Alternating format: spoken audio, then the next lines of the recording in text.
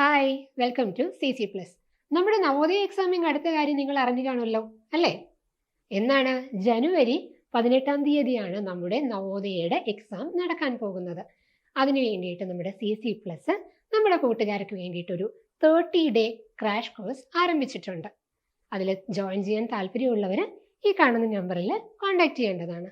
അപ്പോൾ നമ്മൾ റെഗുലർ ക്ലാസ്സുകളിൽ ഒരുപാട് പാസേജ് ക്വസ്റ്റ്യൻസ് മലയാളത്തിന് ബേസ് ചെയ്തിട്ടുള്ളത് പ്രാക്ടീസ് ചെയ്തുകൊണ്ടിരിക്കുന്നുണ്ട്.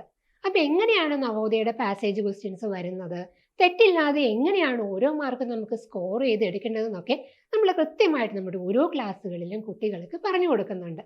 നമുക്കിന്ന് ചെറിയൊരു പാസേജ് ഒന്ന് നോക്കിയാലോ? ഓക്കെ, ഒന്ന് വായിച്ചു നോക്കിക്കേ. ദക്ഷിണാഫ്രിക്കയിലെ ഇന്ത്യക്കാരുടെ അവകാശ സ്ഥാപനത്തിന് വേണ്ടിയുള്ള സമരത്തിനാണ് ഗാന്ധിജി ആദ്യമായി സത്യാഗ്രഹം ഒരു സമരമാർഗമായി പ്രയോഗിക്കുന്നത്. ആ സമരപരിപാടി കുറച്ചു മുമ്പോട്ട് പോയപ്പോൾ മാത്രമാണ് അതുവരെ സമ്പാദിച്ചിരുന്ന മാനസിക ശിക്ഷണത്തിന്റെ അപര്യാപ്തത അദ്ദേഹത്തിന് ബോധ്യമായത്.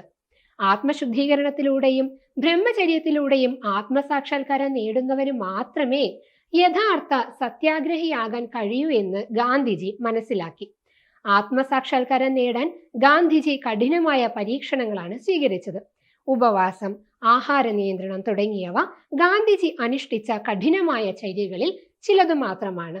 പൗരാണിക കാലത്തെ മഹർഷിമാർ മനനധ്യാനങ്ങൾ കൊണ്ടാണ് ആത്മസാക്ഷാത്കാരം നേടിയത്.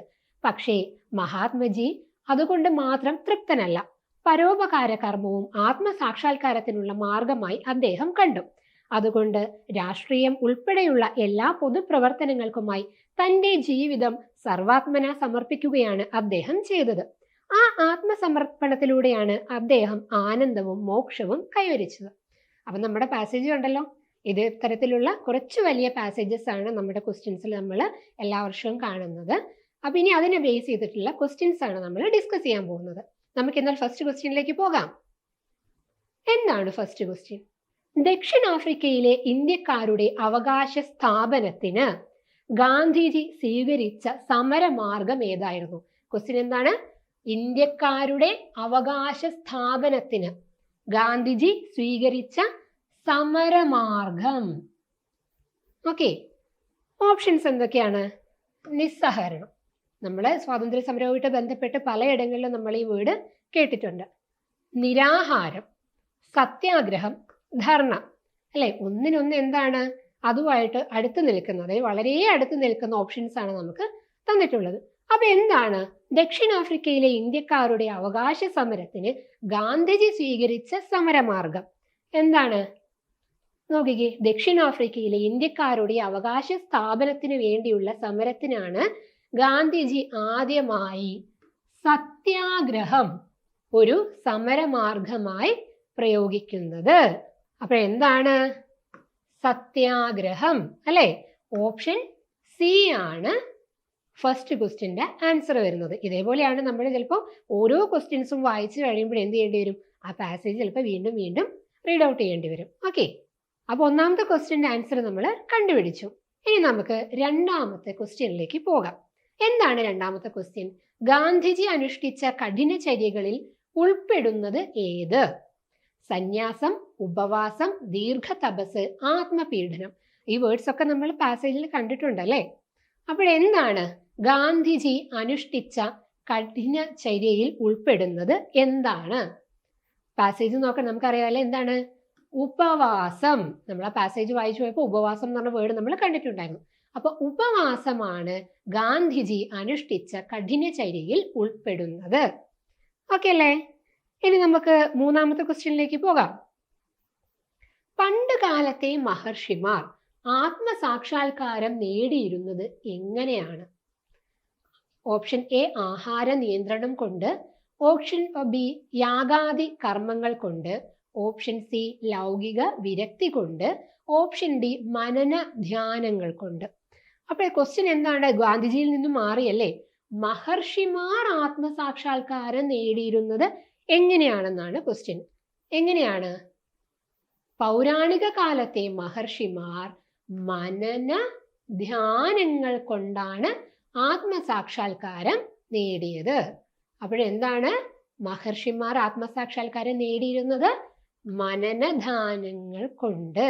ഓക്കെ, മനന ധ്യാനങ്ങൾ കൊണ്ടാണ് മഹർഷിമാർ ആത്മസാക്ഷാത്കാരം നേടിയിരുന്നത്. ഇനി നമുക്ക് 4ാമത്തെ ക്വസ്റ്റ്യൻ നോക്കാം. ഗാന്ധിജിയുടെ അഭിപ്രായത്തിൽ ആർക്കാണ് യഥാർത്ഥ സത്യാഗ്രഹിയാകാൻ കഴിയുന്നത്? ഗാന്ധിജിയുടെ അഭിപ്രായത്തിൽ ആർക്കാണ് യഥാർത്ഥ സത്യാഗ്രഹിയാകാൻ കഴിയുന്നത്? അതാണ് നമ്മുടെ 4ാമത്തെ ക്വസ്റ്റ്യൻ. ഓപ്ഷൻ എ, ലൗകിക ജീവിതം ഉപേക്ഷിക്കുന്നവന്, ശരീരശുദ്ധി കാത്തു സൂക്ഷിക്കുന്നതിന്, ആധ്യാത്മിക ശക്തി കൈവരിക്കുന്നവന്, ആത്മസാക്ഷാത്കാരം നേടുന്നവന്. ആർക്കാണ് യഥാർത്ഥ സത്യാഗ്രഹിയാകാൻ കഴിയുന്നത്?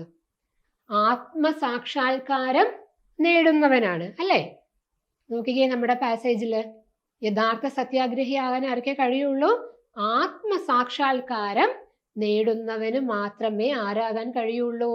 യഥാർത്ഥ സത്യാഗ്രഹിയാകാൻ കഴിയുകയുള്ളൂ. കൃത്യമായിട്ട് നമ്മുടെ പാസേജിൽ അത് കൊടുത്തിട്ടുണ്ട്. അപ്പൊ 4 ക്വസ്റ്റ്യൻ നമ്മൾ നോക്കി അല്ലേ? അപ്പൊ ഇത്തരത്തിൽ എന്ത് ചെയ്യും, നമ്മൾ ഓരോ പാസേജും ഇങ്ങനെയാണ് മലയാളത്തിന്റെ ഓപ്ഷനിൽ നമ്മൾ ആൻസർ കണ്ടുപിടിച്ചിട്ട് ഓരോ മാർക്കും നമ്മൾ നേടിയെടുക്കേണ്ടത്. കൃത്യമായിട്ട് വായിക്കണം. എല്ലാ ഓപ്ഷൻസും തന്നെ എന്തായിരിക്കും? നമ്മുടെ ആ പാസേജിൽ തന്നിട്ടുള്ളത് തന്നെയായിരിക്കും മിക്കവാറും. അതും വളരെ വളരെ ആ ഉത്തരത്തോട് അടുത്ത് നിൽക്കുന്ന ഓപ്ഷൻസ് ആയിരിക്കും എപ്പോഴും നമ്മൾക്ക് കാണാൻ സാധിക്കുന്നത്. അതുകൊണ്ട് ഇനി എന്ത് ചെയ്യണം? വളരെ കൃത്യമായിട്ട് നമ്മൾ പാസേജ് വായിക്കണം. എന്ത് ഡൗട്ട് തോന്നിയാലും എന്ത് ചെയ്യണം? വീണ്ടും ആ പാസേജ് ഒന്നും കൂടി എടുത്ത് നോക്കിയിട്ട് ആ ആൻസർ നമ്മൾ കറക്റ്റായിട്ട് കണ്ടുപിടിക്കണം. ഒരു മാർക്ക് പോലും നമ്മുടെ ഒരു അശ്രദ്ധ കൊണ്ട് എന്ത് ചെയ്യരുത്, നമുക്ക് മിസ്സാവാൻ പാടില്ല. ഇനി നമുക്ക് എന്ത് ചെയ്യാം? അടുത്തൊരു പാസേജ് നോക്കാം. വീണപൂവ് കേട്ടിട്ടുണ്ടല്ലോ അല്ലേ? നോക്കാം എന്താണ് ഇതിൽ പാസേജിൽ പറയുന്നതെന്ന്. വീണപൂവ് എന്ന കവിത ആശാന്റെ പുനർജന്മമാണ് എന്ന് പറയപ്പെടുന്നു. ആധുനിക മലയാള കവിത വീണപൂവിനോട് കൂടിയാണ് ആരംഭിക്കുന്നത്. നമ്മുടെ കവിതയിലെ പരിവർത്തനത്തിന്റെ തുടക്കമായിരുന്നു വീണപൂവ്. അമ്പിളിയുടെയും ആമ്പലിന്റെയും സ്വപ്നലോകത്ത് നിന്ന് ജീവിത യാഥാർത്ഥ്യങ്ങളുടെ ചെളിക്കുണ്ടുകളിലേക്ക് ഇറങ്ങി വരാൻ കവികളെ ആശാൻ ആഹ്വാനം ചെയ്യുകയായിരുന്നു. ആ ആഹ്വാനം മലയാള കവിതയെ വളർച്ചയുടെ പുതിയൊരു തലത്തിലേക്കാണ് നയിച്ചത്. 1086 വൃശ്ചികത്തിൽ കവി പാലക്കാട്ട് താമസിക്കുമ്പോഴാണ് വീണപൂവ് വിരിഞ്ഞത്. ആദ്യമായി മൂർക്കോത്ത് കുമാരൻ മിതവാദിയിൽ പ്രസിദ്ധീകരിച്ചു. പിന്നീട് CS സുബ്രഹ്മണ്യൻ പോറ്റി അത് ആമുഖത്തോടുകൂടി കവിത 1907 ഭാഷാപോഷിണിയിൽ പ്രസിദ്ധീകരിച്ചു. ശ്രദ്ധിക്കണം, മൂർക്കോത്ത് കുമാരനാണ് ആദ്യമായിട്ട് മിതവാദിയിൽ പ്രസിദ്ധീകരിച്ചത്. പിന്നീട് എന്താണ്? CS സുബ്രഹ്മണ്യൻ പോറ്റി ആമുഖത്തോടുകൂടി 1907 ഭാഷാപോഷിണിയിലും പ്രസിദ്ധീകരിച്ചു. ഞെട്ടറ്റു വീണ ഒരു പൂവിനെ പ്രതീകമാക്കി മനുഷ്യജീവിതത്തിന്റെ ക്ഷണികതയെപ്പറ്റി, നിരർത്ഥകതയെപ്പറ്റി നടത്തുന്ന ദുഃഖസാന്ദ്രമായ വിചിന്തനമാണ് വീണപൂവ്. ലൗകിക ജീവിതത്തെ ദാർശനിക രീതിയിൽ വ്യാഖ്യാനിക്കുകയായിരുന്നു കുമാരനാശൻ. ശ്രീനാരായണ ഗുരുവിനോടൊപ്പമുള്ള ആധ്യാത്മിക ജീവിതവും തത്വചിന്തയോടുള്ള പ്രതിപത്തിയുമായിരുന്നു കാവ്യവിഷയത്തെ വ്യതിരിക്തമായി അവതരിപ്പിക്കുവാൻ കുമാരനാശാന് പ്രചോദനമായത്. അപ്പൊ നമ്മൾ പറഞ്ഞു എന്താണ്? വീണപൂവ്, കുമാരനാശാൻ, അതേപോലെ ശ്രീനാരായണ ഗുരു, നമ്മുടെ LSS, USS, നവോദയ ഇതിലൊക്കെ സ്ഥിരമായിട്ട് കടന്നു വരുന്ന കുറച്ച് കാര്യങ്ങളാണ്. അപ്പൊ ആ പാസേജ് കൃത്യമായിട്ട് വായിക്കുക. നമ്മളൊരു മോഡൽ ക്വസ്റ്റ്യൻ തരുമ്പോൾ അതിലുള്ള അറിവുകളും കൂടി എന്ത് ചെയ്യണം? നിങ്ങൾ സ്വായത്തമാക്കണം. ഓക്കെ, അപ്പൊ നമുക്ക് ചോദ്യത്തിലേക്ക് പോവാം. മലയാള കവിതയിൽ വീണപൂവിന്റെ സ്ഥാനം എന്ന് നമ്മൾ എന്ത് ചെയ്തു? പാസേജിൽ ഫസ്റ്റ് തന്നെ നമ്മൾ എന്ത് ചെയ്തിട്ടുണ്ട്? നോട്ട് ചെയ്തിട്ടുണ്ട് അല്ലേ? വീണപൂവിന്റെ സ്ഥാനം എന്താണ്? ആധുനിക മലയാള കവിത വീണപൂവിനോട് കൂടിയാണ് ആരംഭിക്കുന്നത്. ആധുനിക മലയാള കവിത വീണപൂവിനോട് കൂടിയാണ് ആരംഭിക്കുന്നത്. നമ്മൾ ഫസ്റ്റ് ലൈനിൽ തന്നെ മനസ്സിലാക്കിയ കാര്യമാണ് അല്ലേ? രണ്ടാമത്തെ ചോദ്യം എന്താണ്? കവികളോട് ആശാൻ ആഹ്വാനം ചെയ്തത് എന്ത്? നമ്മൾ പറയുന്നതാണ് ആധുനികതയുടെ തുടക്കം എവിടെ മുതലാണ്? വീണപൂവിൽ നിന്നാണ് അല്ലേ? അപ്പൊ ആശാൻ എന്താണ് ആഹ്വാനം ചെയ്തത് മറ്റുള്ള കവികളോട്? ആമ്പലിന്റെയും എന്താണ് താമരയുടെയും ഒക്കെ സ്വപ്നലോകത്ത് നിന്നും ജീവിത യാഥാർത്ഥ്യങ്ങളുടെ ചെളിക്കുണ്ടുകളിലേക്ക് ഇറങ്ങി വരാനാണ് ആഹ്വാനം ചെയ്തത്.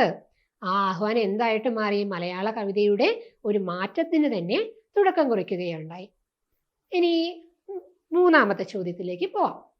വീണപൂവ് ആദ്യമായി പ്രസിദ്ധീകരിച്ചത് എവിടെയാണ്? എവിടെയാണ് വീണപൂവ് ആദ്യമായിട്ട് പ്രസിദ്ധീകരിച്ചത്? മിതവാദിയിലാണ് അല്ലേ? നമ്മൾ പറഞ്ഞിട്ടുണ്ടായിരുന്നത് എന്താണ്? മിതവാദിയിലാണ് ആദ്യമായിട്ട് വീണപൂവ് പ്രസിദ്ധീകരിച്ചിട്ടുള്ളത്. ഓക്കെ, നാലാമത്തത്, വീണപൂവ് ആമുഖത്തോടു കൂടി ഭാഷാഭൂഷണിയിൽ പ്രസിദ്ധീകരിച്ചതാരം. ഇവിടുത്തെ ഓപ്ഷൻ കണ്ടോ? നമ്മൾ നോക്കുമ്പോൾ എന്താണ്? CS സുബ്രഹ്മണ്യൻ പോറ്റി, VI സുബ്രഹ്മണ്യൻ അല്ലേ? നമുക്ക് സാമ്യം തോന്നുന്ന രണ്ട് പേരുകളാണ്. അതേപോലെ ചിലപ്പോൾ എന്താണ്, ഇനീഷ്യലിൽ മാത്രം മാറ്റം വരുന്ന ആളുകളെയും ചിലപ്പോൾ ഇങ്ങനെയുള്ള ഓപ്ഷനുകളിൽ നമ്മൾ കാണാം. അപ്പം നമ്മൾ കറക്റ്റായിട്ട് ശ്രദ്ധിക്കണം. ആരാണ്? CS സുബ്രഹ്മണ്യൻ പോറ്റിയാണ് വീണപൂവ് ആമുഖത്തോടു കൂടി ഭാഷാഭൂഷണിയിൽ പ്രസിദ്ധീകരിച്ചത്.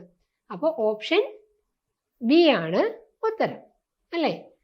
അപ്പം നമ്മൾ എന്താണ്, ഒരു പാസേജ് വെച്ചല്ലേ, 2 പാസേജ് നമ്മളിവിടെ ഡിസ്കസ് ചെയ്തിട്ടുണ്ട്. അതിൻ്റെ ആൻസറും നമ്മൾ കണ്ടുപിടിച്ചു. ഇത് രണ്ടും എന്താണ്? ജസ്റ്റ് ഒരു മോഡൽ മാത്രമാണ്. നമ്മൾ എങ്ങനെയാണ് എക്സാമിന് ക്വസ്റ്റ്യൻ്റെ പാറ്റേൺ, അതായത് പാസേജ് എങ്ങനെയാണ് വരുന്നത്, അതിൽ നിന്നും ക്വസ്റ്റ്യൻസ് എങ്ങനെയാണ് വരുന്നത് എന്നാണ് ഇവിടെ നമ്മൾ ഡിസ്കസ് ചെയ്തിട്ടുള്ളത്. ഇത് കൂടാതെ തന്നെ എന്താണ്, മറ്റു ചില രീതിയിൽ നമുക്ക് ക്വസ്റ്റ്യൻസ് ഒക്കെ വരാറുണ്ട്. അതിനൊരു ഉദാഹരണം ഞാൻ കാണിച്ചു തരാം. ചിലപ്പോൾ ഒത്തിരി വലിയൊരു പാരഗ്രാഫ് ഒക്കെ തന്നിട്ട് അതിൽ നിന്നും നേരത്തെ നമ്മൾ ഡിസ്കസ് ചെയ്ത ക്വസ്റ്റ്യനിലുപരി ചിലപ്പോൾ ഇങ്ങനെ ഒരു വേർഡൊക്കെ തരും. മുഖം എന്നർത്ഥം വരാത്ത പദമേത്? മുഖം എന്ന് അർത്ഥം വരാത്ത പദമേത്? അപ്പൊ നമ്മൾ എന്താണ്? ലാസ്യം, ഹാസ്യം, വദനം, ആനനം അല്ലേ? അപ്പോഴിതിൽ ഏതാണ്? ലാസ്യമാണ് അല്ലേ? അപ്പൊ ഇത് നമ്മളിങ്ങനെ ഉത്തരം നമ്മൾ തിരിച്ചറിയണമെങ്കിൽ എന്തോ ചെയ്യണം? പര്യായങ്ങൾ പഠിക്കണം. അതായത് നമുക്ക് ഫെമിലിയർ ആയിട്ടുള്ള എല്ലാ വാക്കുകളുടെയും പര്യായം നമ്മൾ പഠിച്ചു വെക്കേണ്ടതുണ്ട്. അതേപോലെ തന്നെ എന്താണ് നമ്മൾ ചെയ്യേണ്ട മറ്റൊരു കാര്യമുള്ളത്? അതേപോലെ വിപരീതം വരാറുണ്ട്, സന്ധി, ഇങ്ങനെയുള്ള കാര്യങ്ങളൊക്കെ നവോദയയുടെ ക്വസ്റ്റ്യൻ പേപ്പറിൽ നമ്മൾ കാണാറുണ്ട്. അപ്പം നിങ്ങൾ എന്ത് ചെയ്യണം? ഈ രീതിയിൽ വേണം നിങ്ങളുടെ പഠനത്തെ ക്രമീകരിക്കാൻ. വെറുതെ പാസേജുകൾ മാത്രം വായിച്ചൊരു ഉത്തരം കണ്ടുപിടിക്കുന്ന രീതിയിലാവരുത്. കൃത്യമായിട്ട് അതിൽ വരുന്ന നല്ല പദങ്ങൾ കണ്ടുപിടിച്ചിട്ട് അതിൻ്റെ പര്യായം, വിപരീതം തുടങ്ങിയ കാര്യങ്ങളും കൂടിയൊക്കെ നമ്മൾ മനസ്സിലാക്കിയാണ്. ഓക്കെ, അപ്പം നമ്മൾ ആദ്യമേ പറഞ്ഞിട്ടുണ്ട് എന്താണ്, നവോദയ എക്സാമിന് പ്രിപ്പയർ ചെയ്യുന്ന നമ്മുടെ എല്ലാ കൂട്ടുകാർക്കും വേണ്ടിയിട്ട് CC+ നിങ്ങൾക്ക് വേണ്ടിയിട്ട് ഒരു 30 ദിവസത്തെ നവോദയ എൻട്രൻസിൻ്റെ ക്രാഷ് കോഴ്സ് കൂടി ആരംഭിച്ചിട്ടുണ്ട്. ജോയിൻ ചെയ്യാൻ താല്പര്യമുള്ളവർ താഴെ കൊടുത്തിരിക്കുന്ന നമ്പറിൽ കോൺടാക്ട് ചെയ്യുക. താങ്ക്